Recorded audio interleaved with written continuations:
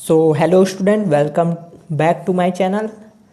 जैसा कि हमने पिछले वीडियोस में देखा था प्रादर्श प्रश्न कक्षा 10वीं के विषय के बारे में, उसी से आगे बढ़ते हुए आज हम देखने वाले हैं छत्तीसगढ़ माध्यमिक शिक्षा मंडल द्वारा जारी प्रादर्श प्रश्न पत्र। ये कक्षा 10वीं और विषय रहेगा हिंदी विशिष्ट। ध्यान रखिएगा, जो इंग्लिश मीडियम वाले हैं उनका हिंदी सरल हिंदी रहता है और जो हिंदी मीडियम है उनका हिंदी विशिष्ट रहता है। तो चलिए शुरू करते हैं बिना किसी देरी के। तो सबसे पहले इसमें जो आपका पेपर होगा वो रहेगा 75 मार्क्स का, 75 नंबर का, और जो 25 नंबर का रहेगा वो असाइनमेंट में जुड़ेगा इस बार, या आपका असाइनमेंट तो प्रैक्टिकल में जुड़ सकता है, ऐड हो सकता है। और समय आपको मिलेगा 3 घंटा। और जो आपको पेपर मिलेगा सेम फाइनल एग्ज़ाम में ऐसे मिलेगा, वो फाइनल बोर्ड रहेगा और उसी प्रकार ये प्रादर्श प्रश्न पत्र जारी किया जाता है, जिससे कि छात्र प्रश्न पत्र के पैटर्न को समझ सके और ज़्यादा से ज़्यादा नंबर पा सके। तो निर्देश रहेगा जो जैसे मिलेगा, प्रश्न पत्र एक वस्तुनिष्ठ है जिसके 3 खंड है, अ ब स, प्रत्येक प्रश्न के 1 अंक दिए गए हैं। मतलब इसके 3 खंड है, अ ब स इस प्रकार हो, अ ब स में 15 रहेंगे टोटल, तो 15 नंबर का ये हो गया प्रश्न क्रमांक 1। प्रश्न क्रमांक 2 से 6 अति लघु उत्तरीय प्रश्न है। आवश्यक शब्द सीमा इसमें है 30 शब्द और निर्धारित अंक है 3। ये शायद 3 के जगह 2 है। प्रश्न क्रमांक 2 से 6 तक 2 नंबर के क्वेश्चन है, और इसी से आगे बढ़ते हो 7 से 10 तक 3 नंबर के क्वेश्चन है, और 11 से 15 तक 4 नंबर के क्वेश्चन है, और 16 और 17 5 नंबर के क्वेश्चन है, और 18 जो है 8 नंबर के क्वेश्चन है। ये निबंध है। तो चलिए देखते हैं कैसे प्रश्न आप पूछे जाते हैं। तो प्रश्न क्रमांक 1 है, नीचे दिए गए प्रत्येक प्रश्न के 4 वैकल्पिक उत्तर दिए गए हैं। सही उत्तर चुनकर अपनी उत्तर पुस्तिका में लिखिए। प्रत्येक प्रश्न के सही उत्तर पर 1 अंक निर्धारित है। तो कैसे क्वेश्चन आते हैं इसमें, ये सही विकल्प में बालारू का शब्द का सही अर्थ है, जैसे कि इसमें ऑप्शन दिया है डूबता हुआ सूरज, उगता हुआ सूरज, जलता हुआ सूरज या चलता हुआ सूरज। तो इसमें से कोई आंसर सही है तो उसमें उत्तर करके आपको लिखना है। कणाद कौन थे, ये तो सरल है, कणाद ऋषि का नाम था। माटी वाली गद्य की कौन सी विधा है, तो इसमें आ है निबंध, ब जीवनी, स कहानी, द रेखा चित्र। तो कौन सा है उसका लिखना है उत्तर। अगला देखते हैं, प्रश्न क्रमांक 4 है, दूबर पर दू अषाढ़ का अर्थ होता है। इसका आंसर है वो हो जाएगा गरीब पर दोहरी आर्थिक भार पड़ना। ठूठ का पेट प्रतीक है, ऐसे क्वेश्चन आ रहे हैं। ठूठ का पेट प्रतीक है जड़ता, निर्जीवता, दृढ़ता और स्थिरता। तो ऐसे क्वेश्चन आपसे सही वैकल्पिक क्वेश्चन में पूछे जाएंगे। जरूरी नहीं है कि यही क्वेश्चन आपसे पूछे जाएं, ये आपको पैटर्न के लिए जारी किया जाता है कि प्रादर्श प्रश्न पत्र छात्र इसे हल करें और समझे कि आखिर जो फाइनल बोर्ड एग्जाम होते हैं वो कैसे टाइप के होते हैं और किस टाइप के क्वेश्चन पूछे जाते हैं। ब है, रिक्त स्थान की पूर्ति कीजिए। जेब कतरे को लेखक के जेब में से कुल खाली स्थान रुपए मिले। दूसरा है, घीसा ने अपने गुरु साहब को उपहार में खाली स्थान दिया। विजन शब्द का शाब्दिक अर्थ होता है खाली स्थान होता है। हटीली आलसी में खाली स्थान अलंकार है। वीर नारायण सिंह खाली स्थान के जमींदार थे। इसका 5वां आंसर सोना खान के जमींदार थे। तो अब देखते हैं प्रश्न क्रमांक सा, उचित संबंध जोड़िए। इसमें एक तरफ अ एक तरफ ब रहेगा और जो आखिरी में उसका उत्तर आपको लिखना है। तो ऐसे क्वेश्चन आएंगे। अपनी अपनी बीमारी, मधुलिका, मधुलिका का हो जाएगा पुरस्कार। पंडवानी हम जानते हैं तीजन बाई। बरवै छंद अर्थ सम मात्रिक, और जीवन यौवन का कवि आरसी प्रसाद सिंह, और अपनी अपनी बीमारी का हो जाएगा हरिशंकर परशाई। तो ये था प्रश्न क्रमांक 1 में कैसे क्वेश्चन आएंगे। सब ऑब्जेक्टिव रहेंगे, 1-1 नंबर के क्वेश्चन रहेंगे।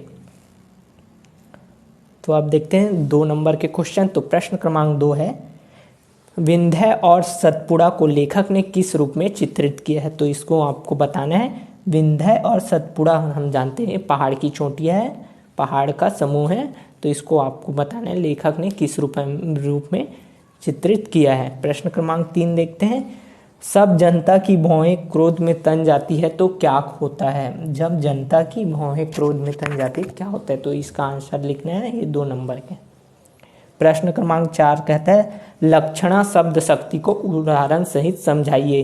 पहले आपको इसका परिभाषा लिखना है, लक्षणा शब्द शक्ति का, फिर इसका उदाहरण लिखना है और उदाहरण को आपको समझाना है, तब 2 नंबर मिलेंगे।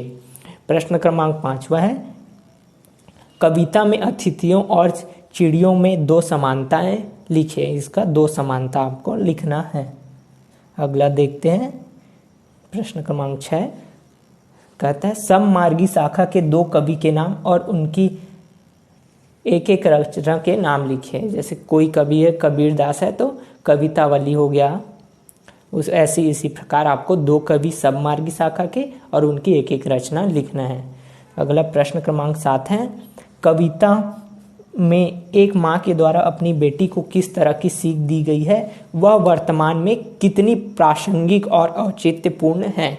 तो ऐसे क्वेश्चन आएंगे और ऐसे क्वेश्चन की तैयारी आपको करना है, और ये यहाँ से प्रश्न क्रमांक 7 जो रहेगा 3 नंबर का रहेगा। अब आगे बढ़ते हैं। प्रश्न क्रमांक 8।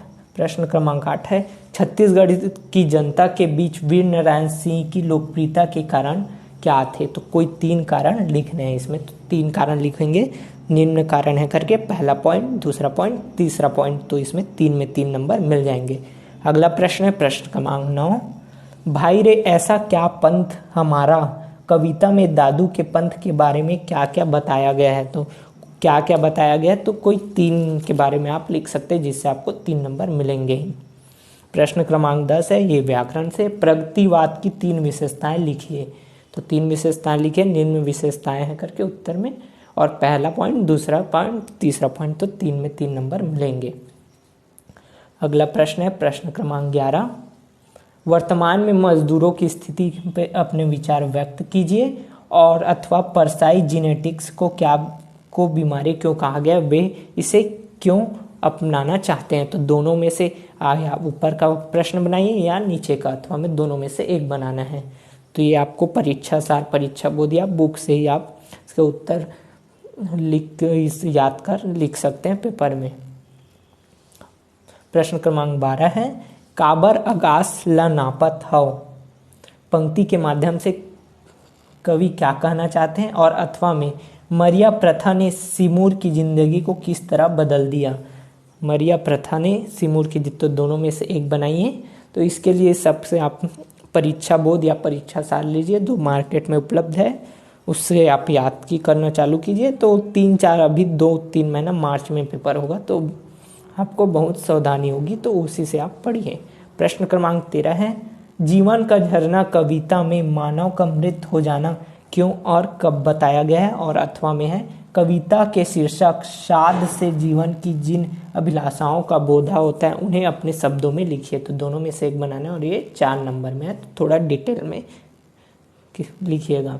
प्रश्न क्रमांक 14 है निम्न लिखित पद्यांश की व्याख्या कीजिए। तो एक पद्यांश आपको जरूर करना है। पद्यांश क्या होता है, जो पंक्ति कविता रहती है उससे पूछा जाता है। तो ये 4 नंबर का होता है, और इसमें अथवा भी दिया रहेगा, तो कोई आपको ये बनाना है या फिर ये, दोनों में से एक कीजिए। इसमें रहेगा संदर्भ, प्रसंग, व्याख्या और रहेगा विशेष। तो 4 में 4 नंबर मिलेगा। अगला देखते हैं, एक रहेगा आपका गद्यांश, फिर पद्यांश हो गया। अब जो पाठ्य पुस्तक से रहेंगे वो पद्यांश। निम्नलिखित गद्यांश की व्याख्या कीजिए। तो 2 रहेगा, 1 रहेगा, और इसका अथवा, तो दोनों में से कोई एक बनाना है। इसका रहता है संदर्भ, प्रसंग, व्याख्या और विशेष। तो ये 5 नंबर के हैं। तो इसमें संदर्भ में 1 नंबर, प्रसंग में 1 नंबर, व्याख्या में 2 नंबर और विशेष में 1 नंबर निर्धारित रहता है।